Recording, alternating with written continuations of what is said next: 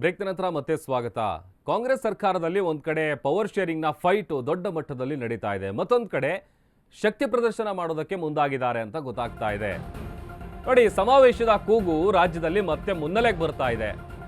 ಕಾಂಗ್ರೆಸ್ನಲ್ಲಿ power sharing fight ಮಧ್ಯೆ ಶಕ್ತಿ ಪ್ರದರ್ಶನ ಮತ್ತೆ ಮುನ್ನೆಲೆಗೆ ಬರ್ತಾ ಇದೆ. ಸಮಾವೇಶದ ಕೂಗು, ಸಿಎಂ ನೇತೃತ್ವದಲ್ಲಿ ಅಹಿಂದ ಸಮಾವೇಶಕ್ಕೆ ಒಂದು ಪ್ಲಾನ್ ನಡೀತಾ ಇದೆ.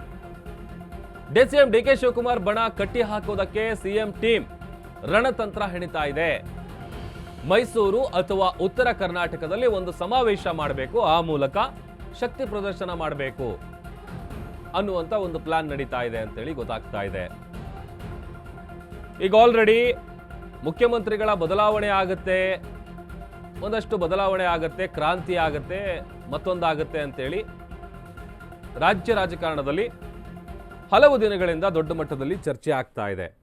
ಇದೆಲ್ಲದರ ನಡುವೆ ಎಲ್ಲ ಗೊಂದಲಗಳಿಗೆ ಅಥವಾ ಈ ಎಲ್ಲ ಚರ್ಚೆಗಳಿಗೆ ತೆರೆ ಎಳೆಯುವಂಥ ಕೆಲಸವನ್ನು ಸಿಎಂ ಸಿದ್ದರಾಮಯ್ಯ ಅವರು ಮಾಡ್ತಾರೆ.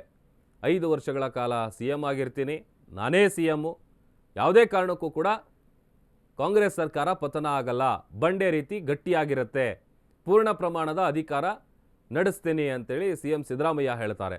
ಇದನ್ನು ಹೊರತುಪಡಿಸಿ ಡಿ ಕೆ ಶಿವಕುಮಾರ್ ಅವರು ಇದಕ್ಕೆ ಸಂಬಂಧಪಟ್ಟಂತೆ ಮಾತನಾಡಿದಂಥ ಸಂದರ್ಭದಲ್ಲಿ ನನಗೆ ಬೇರೆ ಆಪ್ಷನ್ ಇಲ್ಲ, ನಾನು ಸಪೋರ್ಟ್ ಮಾಡಬೇಕು, ಮಾಡೇ ಮಾಡ್ತೀನಿ, ಏನು ಆಪ್ಷನ್ ಇದೆ ನನ್ನ ಮುಂದೆ, ಹೈಕಮಾಂಡ್ ಏನು ಹೇಳುತ್ತೆ, ಹೈಕಮಾಂಡ್ ನಿರ್ಧಾರ ಏನಿರುತ್ತೆ ಅದಕ್ಕೆ ನಾನು ಬದ್ಧನಾಗಿರ್ತೀನಿ ಅಂತ ಹೇಳಿದ್ದಾರೆ. ಇದೆಲ್ಲದರ ನಡುವೆ ದಲಿತ ಸಮಾವೇಶ ಸಭೆಗಳಿಗೆ ಬ್ರೇಕನ್ನು ವರಿಷ್ಠರು ಹಾಕಿದರು. ಯಾಕಂತಂದರೆ ಯಾವುದೇ ರೀತಿಯಾದಂಥ ಸಮಾವೇಶ ಬೇಡ ಅಂತ ಹೈಕಮಾಂಡ್ ಹೇಳಿತ್ತು. ಒಂದು ಕಡೆ ಸುರ್ಜೇವಾಲಾ ರಾಜ್ಯ ಪ್ರವಾಸದ ವೇಳೆ ಈ ಸಮಾವೇಶದ ಚರ್ಚೆ ನಡೆದಿದೆ. ಅಹಿಂದ ಸಮಾವೇಶಕ್ಕೆ ಅವಕಾಶವನ್ನು ಪರಮೇಶ್ವರ್ ಅವರು ಕೇಳಿದ್ದಾರೆ. ಯಾಕಂತಂದ್ರೆ ಈಗ ಒಂದಷ್ಟು ಮ್ಯಾರಥಾನ್ ಮೀಟಿಂಗ್ ಏನು ಮಾಡಿದ್ದಾರೆ, ಸಚಿವರು ಹೈಕಮಾಂಡ್ನಿಂದ ಅನುಮತಿ ಪಡೆದಿದ್ದಾರೆ. ರಾಜ್ಯ ಕಾಂಗ್ರೆಸ್ ಸರ್ಕಾರಕ್ಕೆ 2 ವರ್ಷದ ಸಂಭ್ರಮ ಒಂದು ಕಡೆ, ಹೀಗಾಗಿ ಅಹಿಂದ ಸಮಾವೇಶ ನಡೆಸಿ ಶಕ್ತಿ ಪ್ರದರ್ಶನ ಮಾಡ್ತೀವಿ. ಎಲ್ಲೋ ಒಂದು ಕಡೆ ಈ ಅಹಿಂದ ಸಮಾವೇಶ ನಡೆಸೋದ್ರ ಮೂಲಕ ಡಿ ಕೆ ಶಿವಕುಮಾರ್ಗೆ ಟಾಂಗ್ ಕೊಡುವಂತ ಪ್ರಯತ್ನ ಆಗ್ತಾ ಇದೆಯಾ?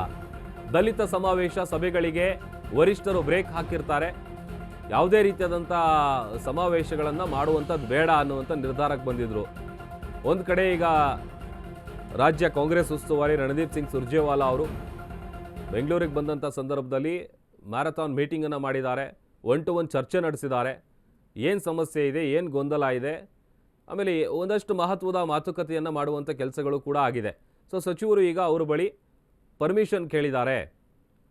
ಸೊ ಆ ಮೂಲಕ ಡಿ ಕೆ ಶಿವಕುಮಾರ್ ಅವರಿಗೆ ಒಂದು ರೀತಿ ಟಾಂಗ್ ಕೊಡುವಂಥ ಕೆಲಸ ಅಥವಾ ಅವರನ್ನು ಕಟ್ ಹಾಕುವಂಥ ಒಂದು ಪ್ರಯತ್ನಕ್ಕೆ ಸದ್ಯ ಒಂದು ದೊಡ್ಡ ಮಟ್ಟದ ಪ್ಲಾನ್ ನಡೀತಾ ಇದೆ ಅನ್ನುವಂಥದ್ದು ಕೂಡ ಗೊತ್ತಾಗ್ತಾ ಇದೆ. ಹಿಂದೆ ಎಲ್ಲ ಇದೇ ಥರ ಸಮಾವೇಶಗಳನ್ನು ಮಾಡಿದ್ರು. ಒಂದು ಕಡೆ ಈಗ ಕಾಂಗ್ರೆಸ್ ಸರ್ಕಾರ ಅಸ್ತಿತ್ವಕ್ಕೆ ಬಂದು 2 ವರ್ಷದ ಮೇಲಾಗ್ತಾ ಇದೆ, ಆ ಸಂಭ್ರಮ ಬೇರೆ ಇದೆ.